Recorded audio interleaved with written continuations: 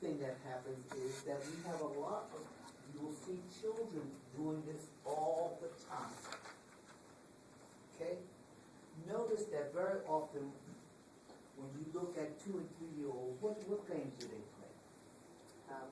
They play house. What is house? 2 and 3? 2 and 3. They play house. 7 or 8. Well, there's a difference. 2 and 3. 2 and 3, they would be playing house. Why? What do they know? Who do they know at 2 and 3? They know mommy and daddy, and maybe their little cousins or whatever. Okay? And now we even have little play dates with our kids. That's how ridiculous we are, I guess. Like, I have a 2-year-old granddaughter who plays house with her doll. She calls herself the mommy to this doll. And what is that? That is anticipatory socialization. She's looking for the day that she's going to be the mom. Okay? All she knows is she doesn't have a real identity yet. She doesn't have the identity yet that separates her so much from her parents. She sees them as one and the same. Okay, yes. I read that play dates are good for kids. I didn't say they were bad. Oh. Okay, but understand what I'm saying, okay? Play dates. Now, all I want to do is I just want you to start putting this together, okay? When somebody says that something is good, always take it with a grain of salt. Does that mean something? Don't believe anything that anybody, not even what I tell you, not believe me, I know I talk the gospel.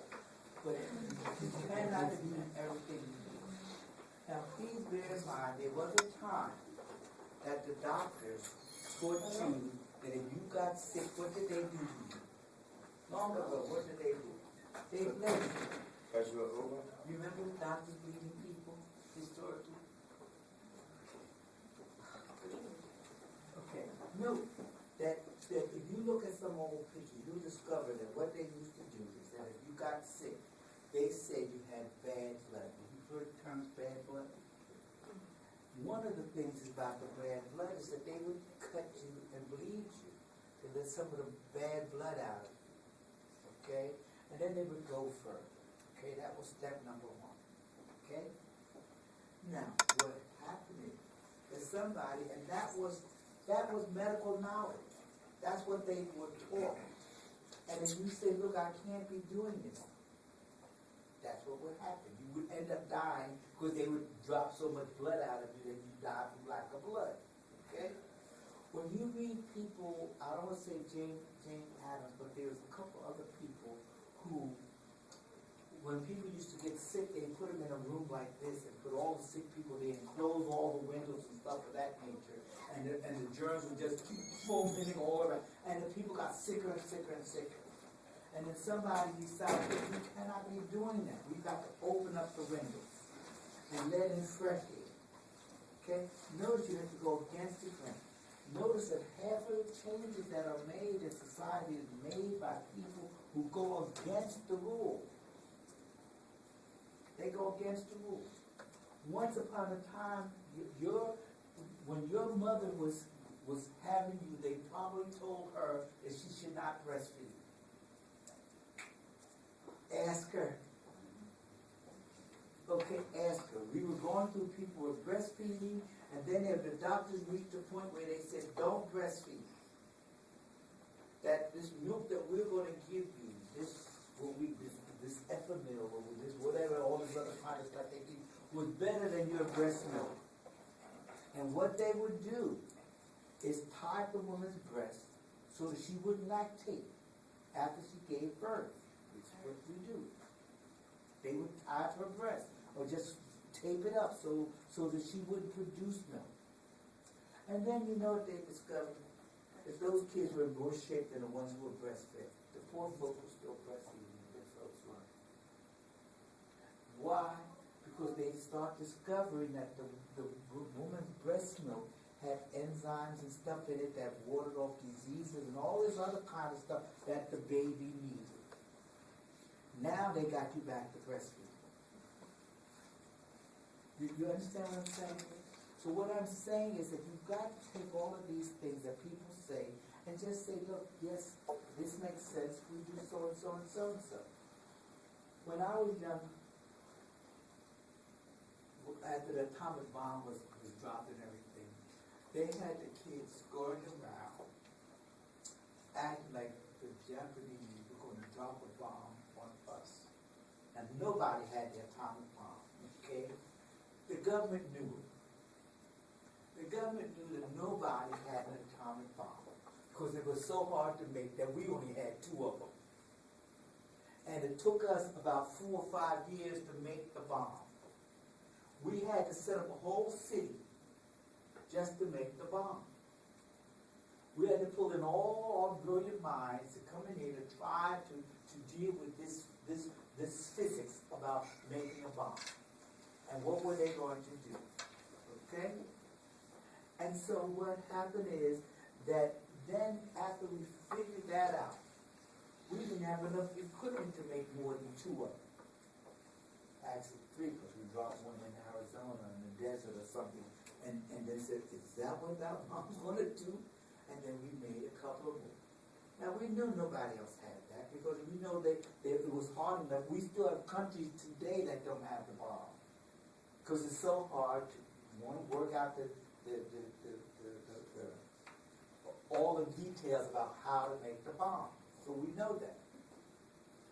But they had kids acting like somebody's going to drop a bomb on them any minute.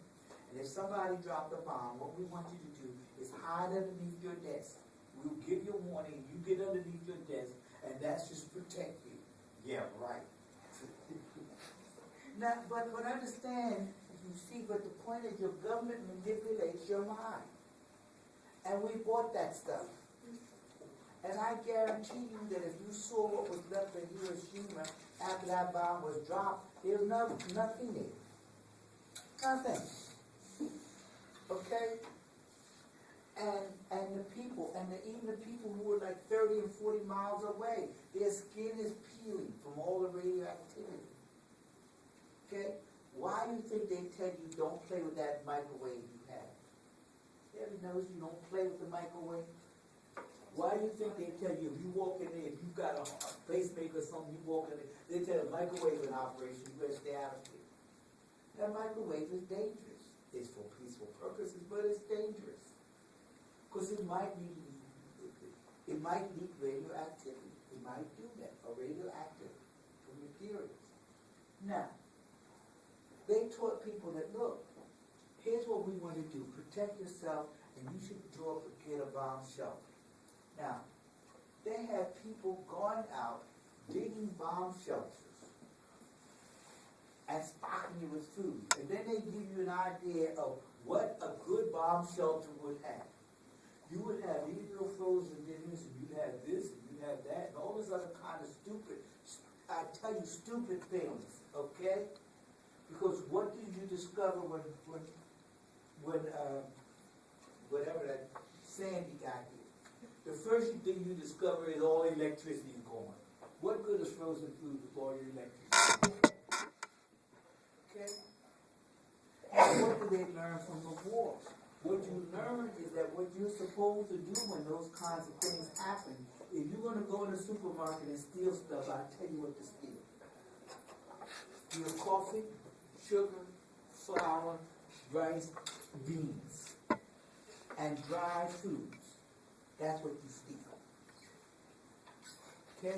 You steal dry. There's dry fish. There's dry fish.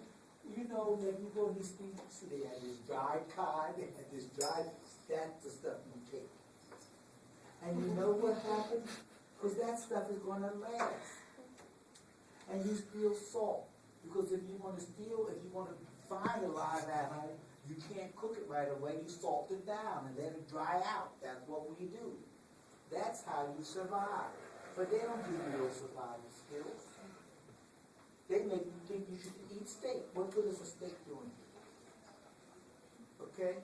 But it's that kind of common sense you have to take, not to just fall for the okey doke. You understand? You always measure what people are telling you. Always measure. Okay? Now, I think that then no questions or anything